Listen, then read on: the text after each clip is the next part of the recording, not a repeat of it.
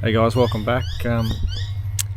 We are now at Hay Showground, and we've just set up camp over the back there. Hopefully you can see the motorhome in the background there. But just thought I'd come out and show you the sunset. So I'm just going to spin it around.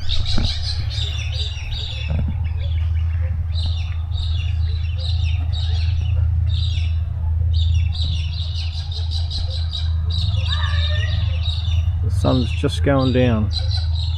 But, yeah, some of the colours quite good. We've got our office set up. Danny's busy sitting there working, editing our latest video, getting it ready to upload. So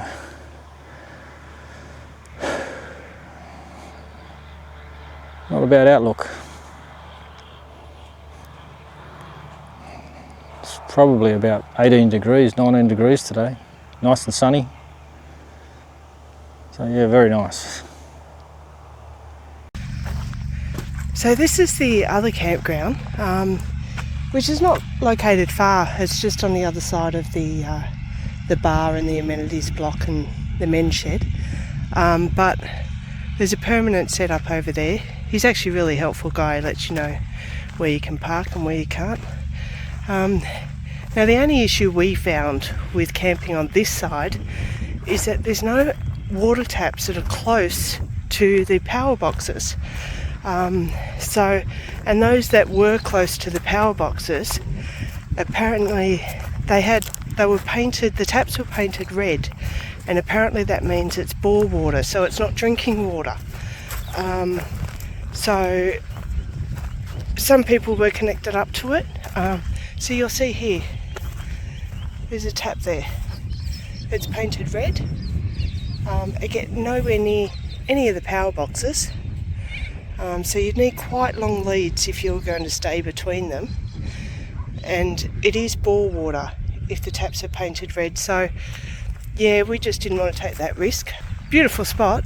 This side, if you're doing a free camp or just want power, or just want water if you want the bore water, but it's a lot less trees. So if you didn't want to stay under the trees, then this is the side for you, because the other side is heavily inundated with gum trees. But this is probably the only site that I think has relatively close water to power. However, again, the taps are red and it is bore water. So well, here we are, Hay racetrack or showground. We're sitting here watching the horses, but there's none. Dave's going to race around there later. Yeah, I might run down the straight later, see if I can win. Depends how many drinks he's had. So we're just enjoying a bit of a glass of wine and a homemade bourbon. So yep. Yeah, so we're going to sit here and watch the sunset. Yeah, watch the sunset. Which is actually over there. That's the finish line just there, just in case I run down there later. So we're just in front of our van. Got the perfect spot. Yeah, just enjoying the sun really. So this is actually a bit of a corner store by the look of it. It's got drinks, coffees, newsagent, ice creams, pies. So yeah, if you need anything conveniently, it's a 5-minute walk from the showground. So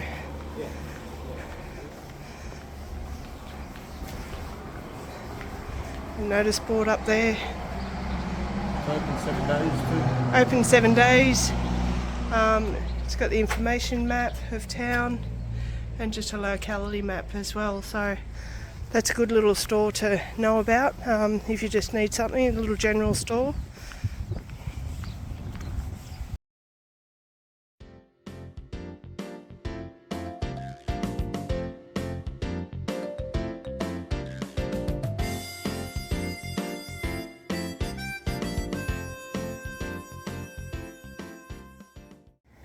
So there's Robertson's bakery across the road there on the corner. It is the only bakery in town. When we got there yesterday, they didn't have any bread left in the afternoon. However, the IGA does sell their bread. So if you need fresh bread, go to the IGA and you will get the same bakery bread.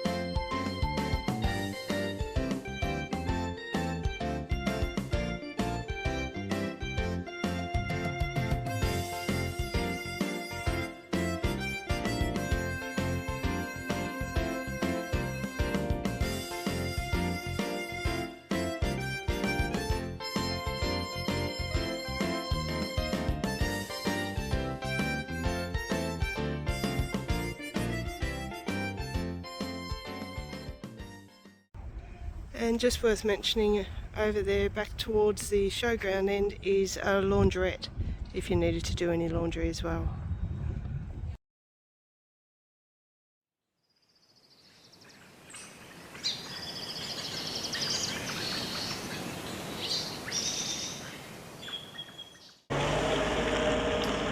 Hay Railway Station. So this is the sign that sits out the front of the property.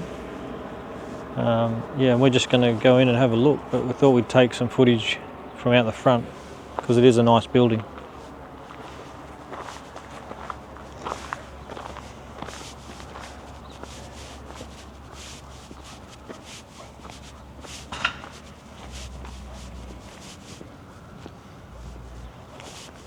And just worth noting, it is open every day from 9 AM till 6 PM.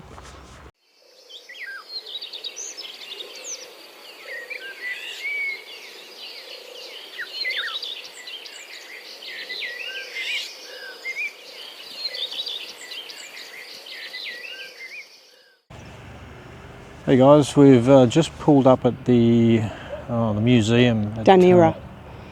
At Hay Dunera, yes. Thank you, because I forgot. Yeah, so we're just going to take a look through and see if there's any interesting here, but yeah, we'll film some of it and yeah, see how it turns out. And it's directly opposite the showground, so it's 2-minute walk if you wanted to come across if you were staying at the showground as well. So I probably did a bit of work in this station years ago.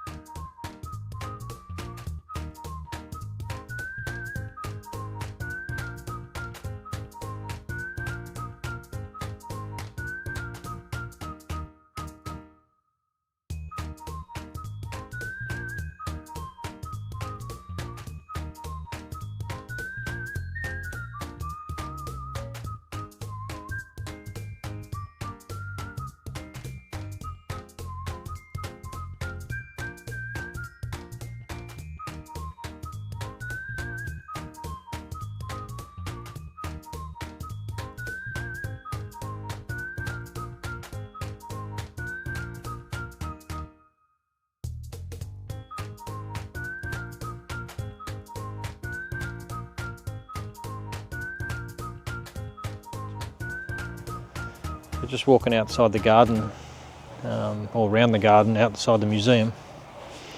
Found these mosaic tiles on the ground. This one says deport. Yes, that one. Yes, that's the port, that one. Where Danny's standing. Over there is war. We have one there, yeah, it says war. And Like barbed wire fence. Train tracks. yeah, so they're all different. And Australian map. Oh, yeah. And then we noticed there's this footpath over here that looks like it goes to this fire pit, although I guess if that fire pit was raging, those trees would be in trouble. Those trees probably weren't here. Yeah, they probably weren't here back in the day, but if the fire pit was raging, they're sitting pretty close, aren't they? yeah. On these timber slabs here. They're all old railway sleepers, those timbers. So yeah, it looks like a fire pit, but we're not sure. There's the old track. Yeah, the old railway track. Can we just walk back up the stairs?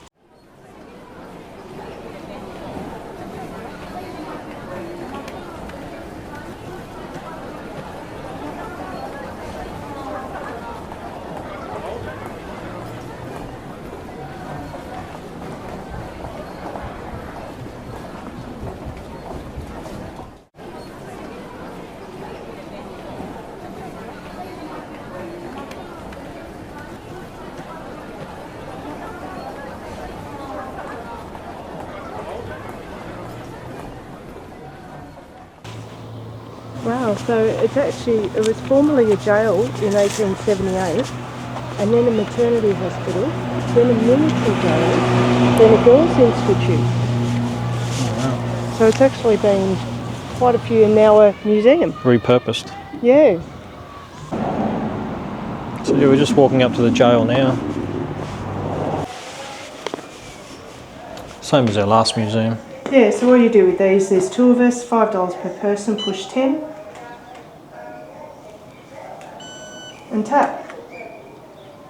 And then if you want a receipt, it gives you a barcode that you just scan with your phone, and that's your receipt. So, really easy.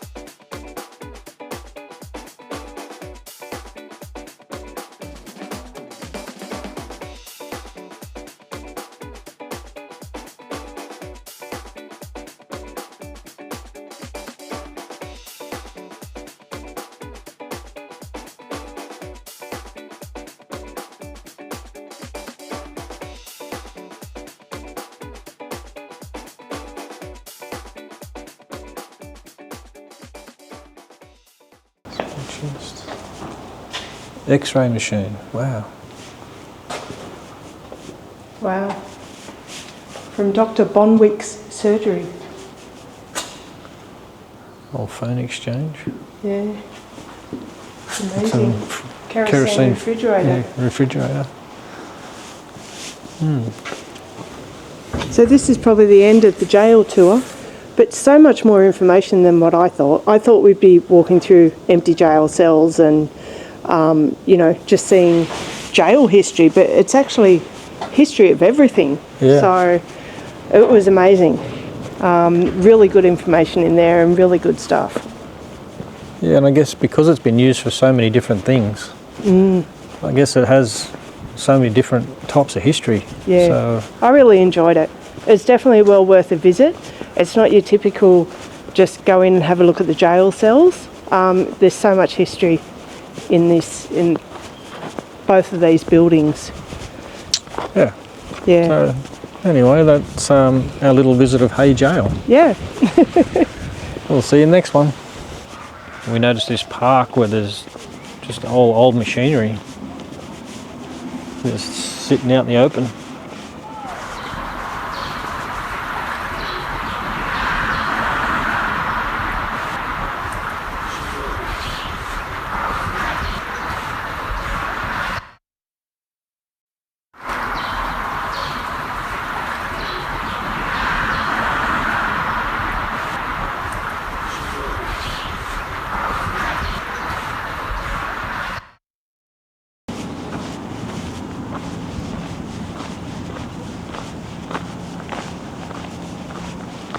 It's amazing the amount of detail they get in these silos.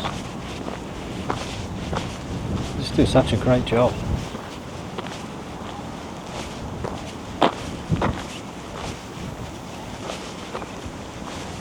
And when you remember what the silos used to look like, it's just such a big improvement. And people do travel to come and see them, so it's probably worth it for the local economy as well. And now I'm going to show you the other side.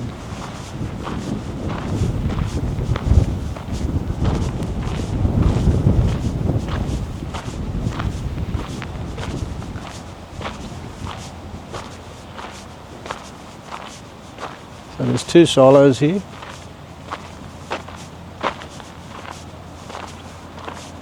And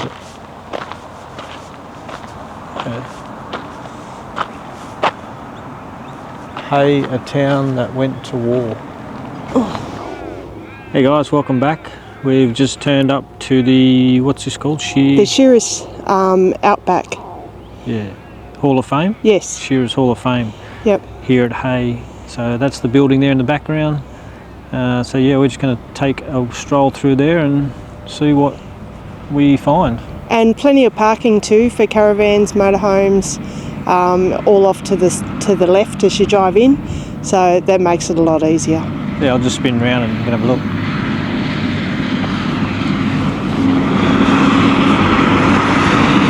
So that's the caravan parking, motorhome parking, just there. And the weather's not looking great out the back there though. So looks like we might get some rain this hour. Anyway, we'll take you through, see what we find. So my dad was a shearer for many years in this area. So it'd just be interesting. I'm really looking forward to seeing it because it's what my father did. So It's close to your heart. it is, yeah, very much. My dad started working as a shearer when he was 13 years old. So there's a lot of history for him as well. I just wish he was here to see it. So that's the entrance. But we're just going to grab a bite to eat first. Yes. In the cafe that's located here. Yep. So we've just come into the foyer of the museum. And we're just paying for our entry fee. There's some bits and pieces out the front here, and the cafe was back through those doors.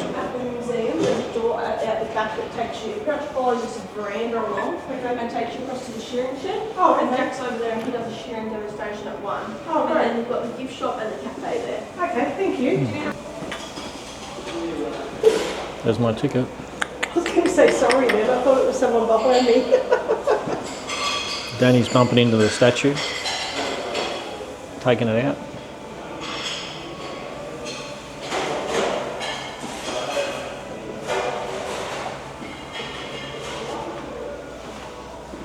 And this is the museum.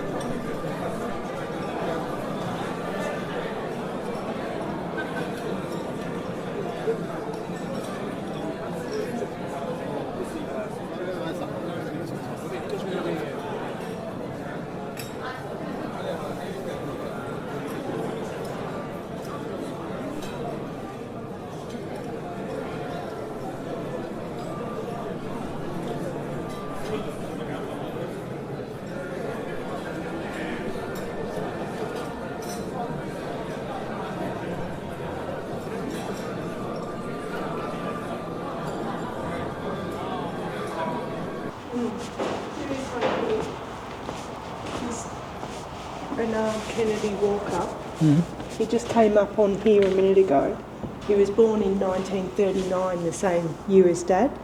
Yeah, right. So they would, I reckon they could possibly have, you know, worked together Yeah. and been in the shearing sheds together. Bernard Kennedy Walker.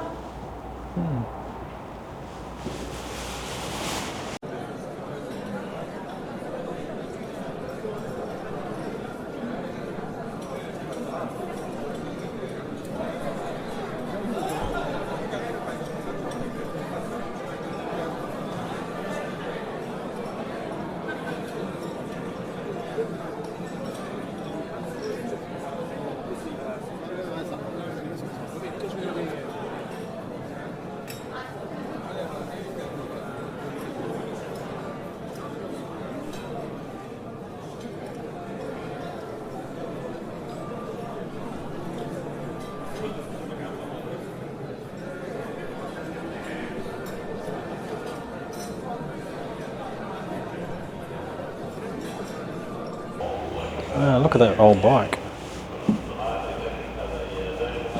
There's that photo again. But I'm just, the tyre's actually a rope. I've never seen that before. And this one's had a blowout.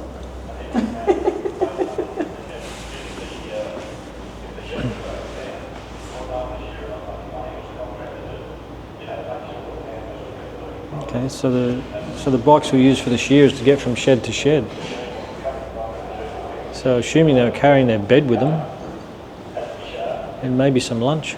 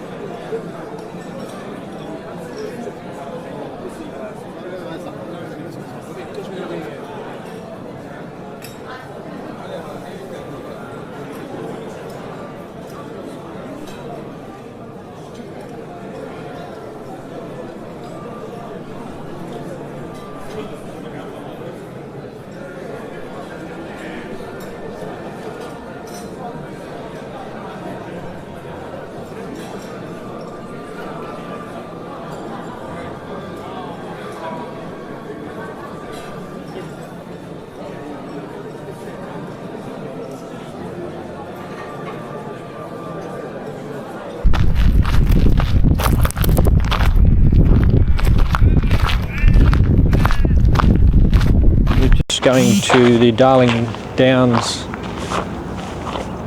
wool shed for a shearing Was it Murray Downs? display. Murray Downs, is it? I think so. We'll check that out and put it on the screen. But we're not sure if we're going the right way, but we'll find out soon enough.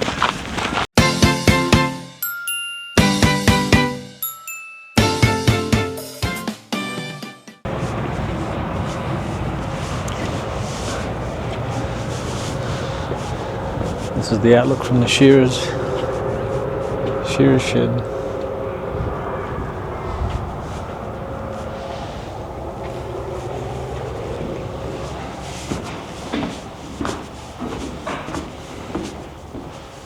And this is inside the shearer's shed. It's pretty neat. Probably 3 to 1960. Oh, okay. Yeah, and all around this area too. Oh, was it? Yeah, With your yeah. dad? Yeah, Oh, okay. yeah. What was his name, look? Brian Jaw. I've heard of that, no? Bronco. Bronco, you would. Yeah. But anyway. Yeah, but, no, we're getting a lot of young ladies shearing now. Yeah, right. I mean, a lot of them, yeah. Over the last 5 years, I reckon I've seen probably more young ladies take it up than now I have seen blokes. Wow. It's nearly impossible to get blokes to take it up now. I'll just give you a quick little rundown and that'll sort of fool you in, fetch you up from the 50s and, Yeah. and that'll fetch you away. These, the old man wouldn't have had these shoes in his day. Yeah, right. These were just what we call shearing moccasins this day and age. All shearers wear them. The reason we do wear them, your foot's dead flat on the board. Going to give you a little bit more grip if the sheep happens to play up and carry on stupid. Better than them clod hoppers I just had on. And they're that comfortable you don't know you got them on. These pants I happen to be wearing, it's just what the shearers call dungarees this day and age. These have got 2 layers on them. Good for a really cold morning. No good when it's 40 degrees. The reason we do wear these is just to stop all the grease and lanolin, what's going to come off them sheep in an 8-hour shift. And apparently they're supposed to stop a few birds, but all depends where you shear. We happen to get $5 per head to shear a sheep around here. Yeah, okay.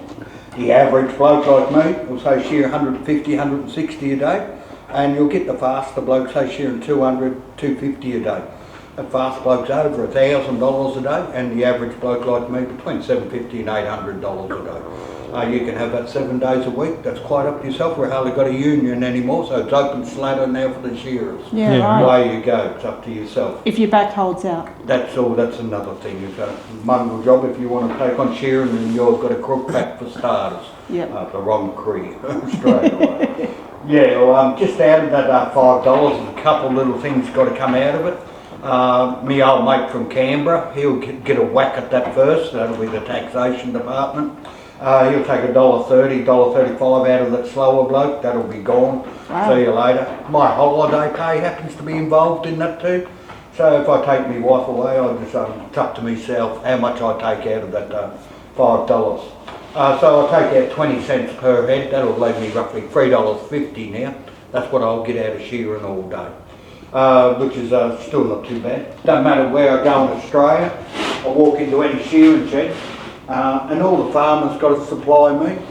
There's old overhead gear we got here, the shed, the sheep, somewhere to go to the toilet, wash your hands, a little bit of drinking water.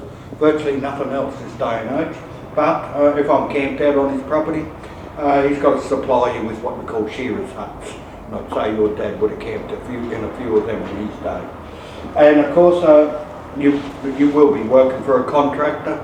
He will have a cook on board for your food bill every week. When I give it away in 2017, it was between $180 and $200 a week. That's what we used to have to cough up every week for our tucker. But you're getting 5 square meals a day, so it's not too bad. Yeah, We roughly get about 3 months of the year here, pretty well flat out, then it dies down a little bit. This day and age, we fly the Kiwis in and we fly them home. Why? Because we just can't get young shearers or get shearers around here anyway. Yeah, right. We have a lot of trouble here. But years ago, Australia was full of shearers more or less. This day and age, the Hay was full of shearers. We've got 3 locals left. Wow. Yeah, and that's really bad. Yeah, right. 2 contractors left, but that's the way it is. That sling I used to use when I was a shearer. Roughly takes around about 25% off your back. The idea of these though, they can really work against you and they can work with you. The idea is learn how to shear that sheep with that sling on, just in that little circle sort of. As you can see, that'll just follow you around doing what you want to do. But you might be whipping the belly off one and then decides to play up, which sheep do. Move forward by a half a foot or a foot.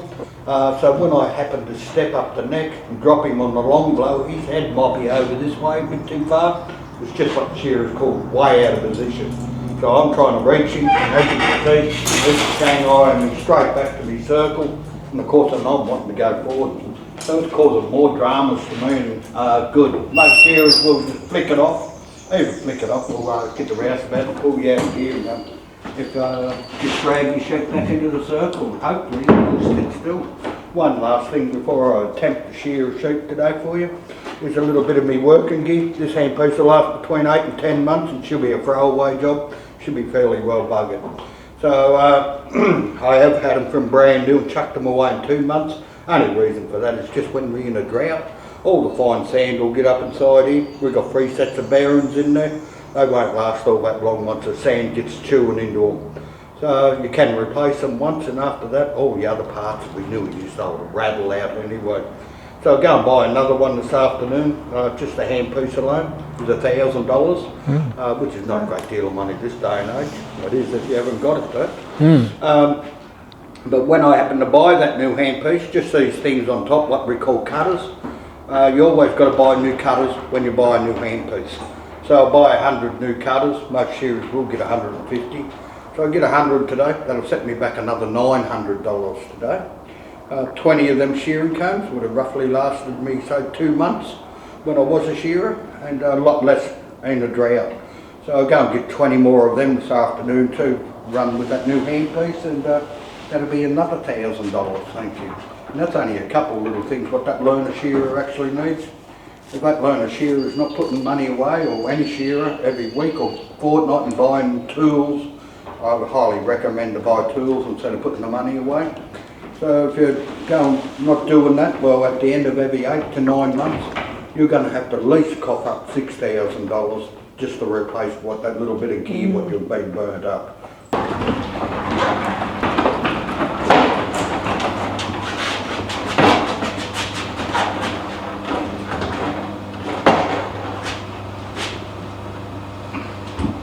Yeah, I know.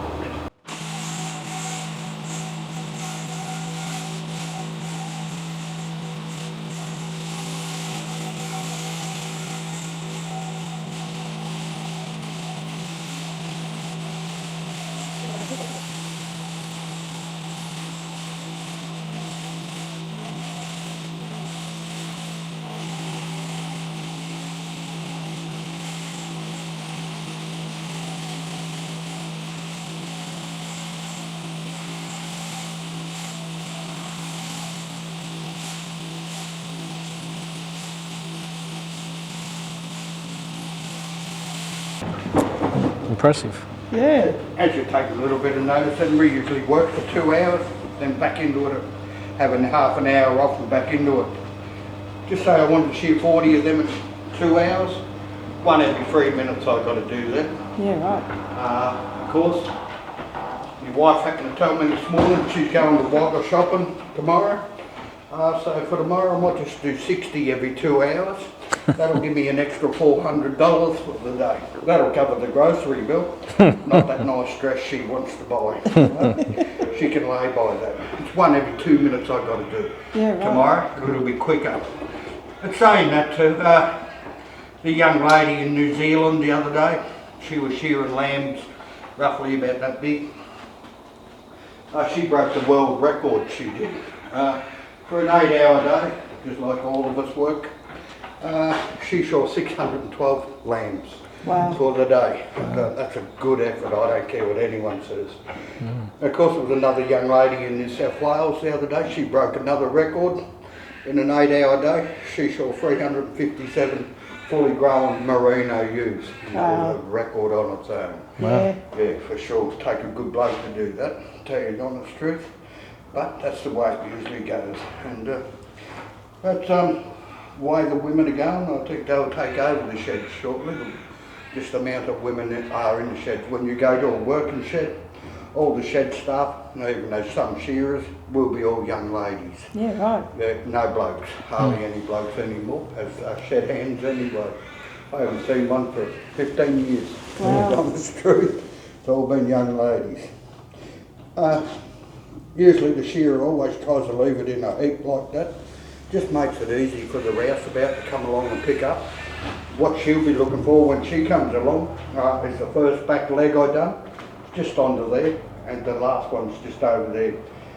For when she wants to pick it up, she's always got to grab the back legs to make it easier enough to throw on the table. Yeah, right.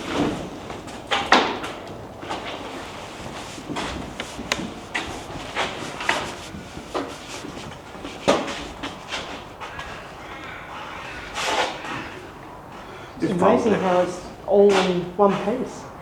Yeah. That's the art of shearing, I guess. Yeah, definitely. Oh, that's good. Oh, thank you so much. Thank you very much for coming. I appreciate it. That was really good. So, I hope you have a lovely holiday. Thanks, Jack, for that. No, thank you very much for coming. I appreciate it.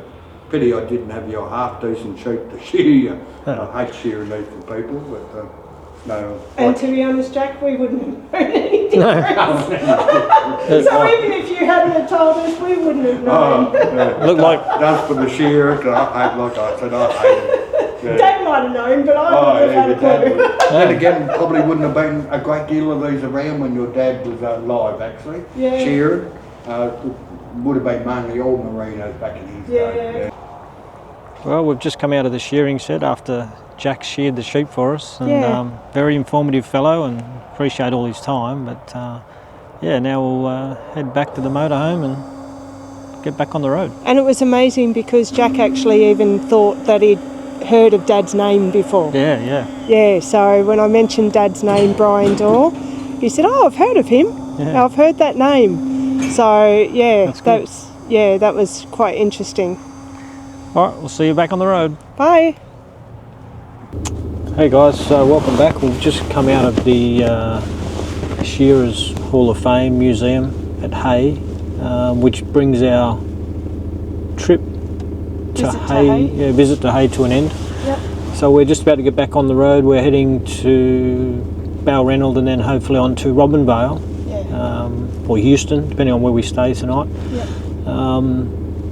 So yeah, we just wanted to say thanks to Hay, and we're looking forward to our next stop. Yeah, we really enjoyed it here at Hay, didn't we? Yeah, there's and especially the Outback shear shed that we just went to. That was amazing. So yeah, look forward to the next one. Yeah. So thanks for watching. See you on the road. Thanks for watching. Please like, subscribe, and hit the notification button to stay updated.